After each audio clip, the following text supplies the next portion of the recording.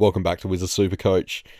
Another down week for me, a 2,276. Absolutely terrible. We're at the point where I'm not really too worried about it, to be honest. The season slipped away weeks ago, but yeah, this one's a little bit frustrating because I nailed my trades for the week. I went against what I was originally going to do, and yeah, absolutely nailed them. But that wasn't what let me down, as usual. So, yeah, it's only be a short video. There's not a hell of a lot to talk about at this point in the year. There's everything's set in motion. So, yeah, we're now at a season rank of 5,545. So I lost another 2,200 ranks. Nothing to talk about there. So we'll look at the team quickly, and I'll talk about our plans for next week because I'm not going to give up. Still try and finish as high as we can, but yeah, the trying to finish like top 1,000 or whatever is just not going to happen now. So I got 4 trades still, and 115k. So firstly, I'll run through my trades that I did because I didn't make a trade video last week. Just ran out of time. Now, if you remember my previous week's review, I said that I was probably going to trade out Cherry. I was almost like completely set on it, to be honest. Cherry out, I was going to get in a Franco or a Herbert and put them in the flex, and then was going to upgrade Banfield, I think, for the forward line, but I didn't do it. So what I ended up doing instead was I decided to get rid of Cumming and Sharp out of the midfield. Obviously got in Franco and upgraded in the forward line. Now, I took a punt on Brad Hill because I thought, well, Sinclair's out for the season. He's not going to get tagged because Nas is running right. He'll cop the tag. And so he's got that half back like pretty much free, I think. You know, obviously Nas is there, but he's the one that's going to attract any attention. So it actually paid off. Hill with the 138. So he's doing really well in the role. So as I said, I nailed the trades because Sharp and Cumming didn't really do much this week. And Franco was quite good. So he's going to make a lot of cash. It's not going to help us in the long run because there's not that many weeks left, but still good to have a decent scoring rookie available. Same as Herbert. So pretty much, as you can see with this team, the problem really is the players that I've bought in. At the time I've traded them in, they've been doing really well, and then they've just completely dropped off when I trade them in. Now, I had quite a few people in the comments last week say that the problem with my team is I'm a week behind everyone else because I had one less primo. At the time I had 21. While I do agree, that's not the biggest problem with this team. I disagree with that. It's yeah, the biggest problem here is the trade-ins. They've not come on, and some of the guys that were already in the team that were doing well, they dropped off a cliff as well. And the shitty thing is that they were doing well up to that point. It's not like I've gone and done any rash decisions here that have cost me, I think. Just as well on the one less primo. I think people were forgetting as well that Cherry was down here in the flex. So I did have I was one primo off of having the 22 full primo team, I guess, just because Cherry was in the flex. And so, yeah, there's one spot to go to make it 23. But in my opinion, it's kind of a luxury anyway, because I've been playing this game for quite a while when we didn't used to have the flex. So it was even a battle to try and fill the 22 on-field spots, let alone flex with primos. And then I guess this week, Whitfield was out, which who would have seen that coming? And had to fill McDonald, which the 66 wasn't terrible. He could have been worse. That's his second highest score of the season. And he's another one. He's going to make some cash. So break even a -4. He's actually going to come in handy next week. Because we now find ourselves in the position with Butters injured for the season, which I know that should be every serious team in the same position, but it's what you do with it. Now, this is where these extra trades come in handy. So I'm sure there's teams out there that rush to the finish line and they've probably got no trades left. Now, I know it's not everyone, but there would be teams out there like that. So this is where hopefully we can try and get a leg up, because that's pretty much the last hope that I've got with this team. So, yeah, I'll talk about the trades at the end and what I'm going to do. It's not far to go, trust me. It's not going to be a long video, but something struck me about the back line here. 3 tons, a 90, a 70, and a 60. And immediately I thought back to like round 1, round 2. Yes, the names have changed and they're a lot more expensive and stuff, but the scores are no different. That's what your backline looks like in terms of scores at the start of the year. So that's pretty much the problem here. Just fake primos and yeah. I'll give a shout out to Clark though, the 96. He's been good the last 3 weeks. I think he's going at like a 105 average or something. So for him, that's pretty damn good. That's back to his vintage best. Although he did do his classic disappearing act on the weekend when he was at like 90 or something at 3/4 time and then decided, nah, it's enough for me. It was really the midfield that let me down this week. Yeah, Butters will give a pass to, because I think he got injured in the 3rd quarter. So an 87 at that point was decent. He was on track, but you can't help injury. Bont with the 152 was really good. Now, I made a comment, I think, last video, and seems like a few people didn't like it when I said that Bont was no longer the clear number 1 in Supercoach. I'm speaking strictly Supercoach on that. So I think people might have thought that I meant he was no longer like elite in the game or whatever. And I think I said something about the speed of the game was affecting him. What I actually meant there is I think with the game being so open with the stand rule and what we've seen this year, there's just less stoppages. So obviously a guy like Bont, or for all midfielders really, there's less opportunity for them to score at the stoppages. So that's all I meant by that. The game has not gone past Bont. I still rate him as probably like the clear.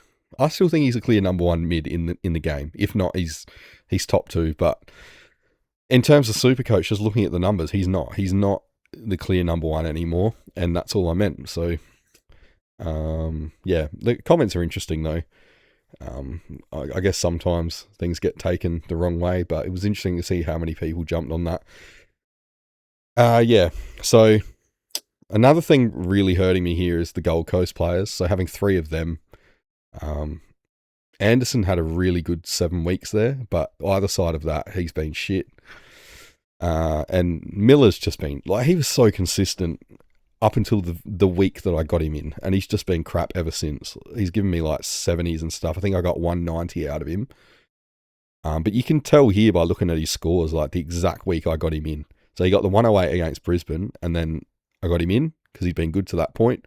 And then for no reason, he just falls off a cliff for the next 5 weeks. Now, it's interesting because when I looked in the pre-season at which players still score well in losses, because Anderson and Rao, I think it was, that were pretty notorious last year for scoring badly in losses. Touk was actually the one from the Suns that still scored really good either way. He was, from memory without checking, I think he was like pretty much within 1 point average win or loss. So yeah, I don't know what's happened there, but there's major problems at the Suns. I've said before, I have someone on the inside at the Suns, and yeah, apparently there's a very odd feeling. Just very quiet. There's no vibe. I think it is true that the players are not happy with Dimmer. So just watch that space. But I mean, I'm not here to spread rumors and stuff. But I mean, it doesn't take a genius to watch the games and work out something's not right. Like, there's no way. Like, Crom are decent, but there's no way they should have run all over the Suns like that. And certainly the Suns midfield of Anderson, Petrarca, Rao, Miller, they should not have been belted around by like Dawson, Rankin, Peatling, Berry. Like, it's just, I don't know. It's not right. There's something going on there. I think as well, it's a case of what I've talked about before, where I think Gold Coast may have got a bit ahead of themselves, but they cut away a lot of the cake to get some more cream, and it's just top heavy now, I think. I'm sure they'll correct it, but yeah, this season's been a massive waste for them. What else, I guess, caught my eye in this team?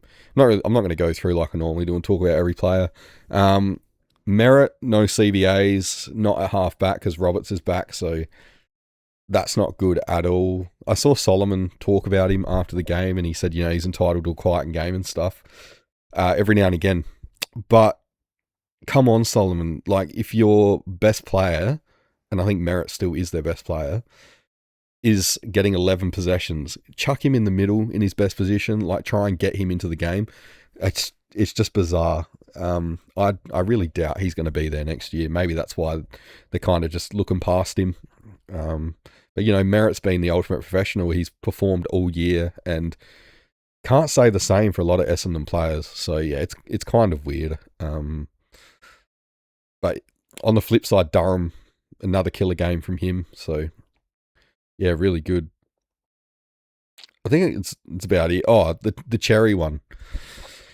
So I guess I should explain why I kept Cherry in the end when I was pretty intent on getting rid of him. So I think it was about 15 minutes before lockout I reversed that trade and got Cherry back in. I saw the news where he came out on the day of the game, I think it was, and he actually said what the injury he'd been carrying was, which was the groin soreness, and that he was kind of looking towards next year to start jumping and stuff again. And I just found that really odd. And for some reason, my gut feel told me, I think they're either playing games or he's over the injury now, and that's why he's saying what it was. Because when does that ever happen? When do players ever come out and say that? And then lo and behold, we get to the game, and Cherry gets 80% CVAs, and he scores a 133. So I'm glad I held him. We'll see long term if it was the right call or not. But getting Hill in, I guess, on the flip side, yeah, it worked out well. So yeah, this team's frustrating, but what can you do? So trades for this week. Butters has to go. Now, lucky I've still got the 4 trades, but what I'm thinking of doing is just biting the bullet because I've got the money in the bank and just go Butters to Nas, because I don't think he's going to quieten down. It seems that teams really don't give a shit about what he's doing because, I mean, Bevo said it's, he's getting touches in the back half. It's not really going to hurt when he's kind of just, I don't want to say junking it up, but he kind of is. I know he's better than that, but yeah, some of these real cheap chains and stuff that he gets, like, if you look at his Supercoach scores, you'd be thinking that he's impacting the game massively, but I don't think he actually is. So if we take the Supercoach aspect out of it, then yeah, I can see why teams aren't bothering to tag him, because it wasn't him getting those cheap kind of balls. And again, I'm not bagging him, but it'd be another player and you just wouldn't care. You wouldn't worry. It's only because it's one player doing all of it, because they're just force feeding him like they did last year. So it seems like once they kind of give up on actually trying to win the flag or whatever, or finish really high, they just start force feeding him. I guess maybe they're trying to keep him around. I don't know, but 100% is what's happening. And it was the same last year. So I'm not missing out on that. I should have got him in when Sinclair went out, and I didn't want to use 2 trades, but I should have just done it. So, I mean, you live and learn. We'll know next year. So it's probably just going to be Butters to Nas, which leaves me with 3 trades. And then the week after, so yes, I'm still only going to have the 22 primos. Probably go like Hugo and McDonald, or Hugo and Herbert or something, and then get that last, well, the M8, and then we're 23 with 1 trade left. So yeah, that's the plan I think I'm going to go with, unless something pops up and I look into it more, because I actually haven't looked at it too much yet. And maybe we could split Butters down and, I don't know, get like a value player, and then with the money I've got this week, just get that last value M8 or something, and don't worry about Nas. But I think I have to get him. You're just losing too many points week on week now. This is probably the week, though, if he is going to cop a tag, where it's going to happen. Geelong aren't really the team to let that cheap shit happen, and especially not on their own oval. But yeah, we'll see. I'm probably more worried about Hill, I don't know. It's just gut feel stuff, but I guess it doesn't really matter anymore when your rank is 5,500. So, oh yeah, there's got to be so many lessons out of this year. By the way, I don't know how you go like being ranked in like the top 200 for the first half of the year to fall all the way down. Like I'm serious. I'm not making excuses, but a lot of it is just bad luck with these players. Like there was no reason we could have seen why Tuke Miller was going to fall off a cliff, or Gold Coast in general. Like it didn't look like it at that point. Merritt as well. Like Cherry went through what he did. Like it didn't see none of it coming. It's just carnage. So yeah, yes, I've made mistakes. Of course, there's been mistakes, but yeah, we learn from. So looking towards next year, it's going to be good. I'm really excited about next year. Like even though this year has kind of been a disappointing finish from where I was at, 100%. Like I'm still happy with the fact that I got to where I did in the first half of the year and stayed there, and until I didn't. And yeah, at least I kind of feel like I know how to get there again. It's just what we do differently next year. So yeah, I think that's it. So let me know how you're going in the comments. I wouldn't give up either. I think if you've still got trades left, this is where a lot of ground can be made up. So yeah, let me know how you're all looking. This is the best part, is conversing with you guys in the comments. That's the only reason I still make these videos at this point of the season, when all hope for my team is done. But yeah, it's good. You guys are still invested, so that's what I care about.